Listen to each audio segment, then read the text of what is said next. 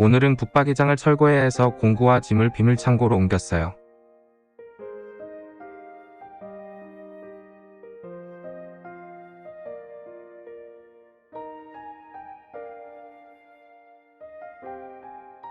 무슨 용도로 사용했을까요? 선반도 있고 등도 달려있어요. 한 평 정도 되는 크기예요. 캠핑용 의자도 가져다 뒀고요. 예쁜 창도 있어요. 시골 느낌 물씬 나네요.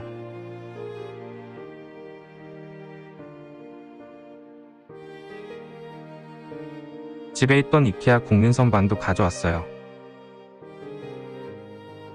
우선 공구 선반으로 사용할 예정이에요. 에피소드 1에서 잠깐 보였던 여기는 영상 마지막에 공개할 예정입니다. 오늘의 메인, 붙박이장입니다. 우선 큰 문짝 2개를 제거하고요. 천장을 철거했던 경험으로 무작정 달려들어요. 사다리로 시작했는데 내려오다 떨어져서 오마로 바꿨어요. 고소 작업은 항상 조심해야 해요.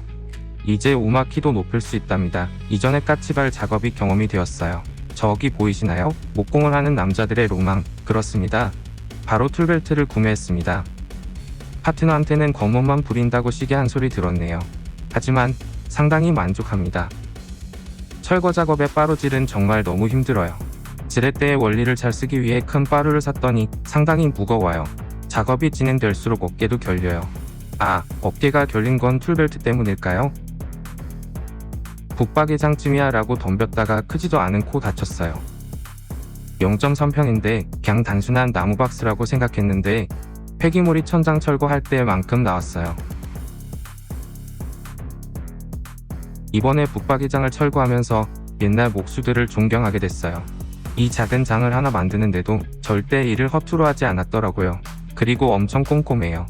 특히 저 맨벽에다가 10cm짜리 대못을 200개 넘게 박아놨어요. 당시에는 타카도 없었을 텐데 그냥 박아버렸더라고요. 옆에 계셨다면 라떼 20잔은 나왔을 것 같아요. 왼쪽에서는 오늘도 벽지를 뜯어요. 벽지 뜯기가 쉬운 것처럼 설명하는데 그거 다 뻥이에요. 6벽짜리 한번 뜯어보라고 해요. 저희는 마감을 페인트로 처리할 생각이에요. 석고를 대면 저렇게까지 제거 안 해도 되지만 논의 끝에 석고는 되지 않을 거라 무조건 벽지를 제거해야 해요. 폐기물이 너무 많아서 일단 치우기부터 했어요. 마지막은 남은 틀 제거입니다. 이제 문틀쯤이야 껌이죠.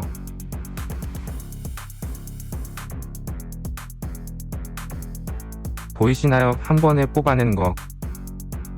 옛날 말로 줄줄이 비엔나죠. 이렇게 붙박이장 제거가 끝났습니다. 영상 초반에 말씀드렸던 비밀 공간 공개합니다. 바로 지하실이었어요. 많이 깊진 않겠죠? 솔직히 무서워서 아직 안 내려가 봤어요. 언젠가 들어가 보고 영상으로 공개할게요. 오늘은 여기까지입니다. 감사합니다. 구독과 좋아요, 알림 설정 부탁드려요.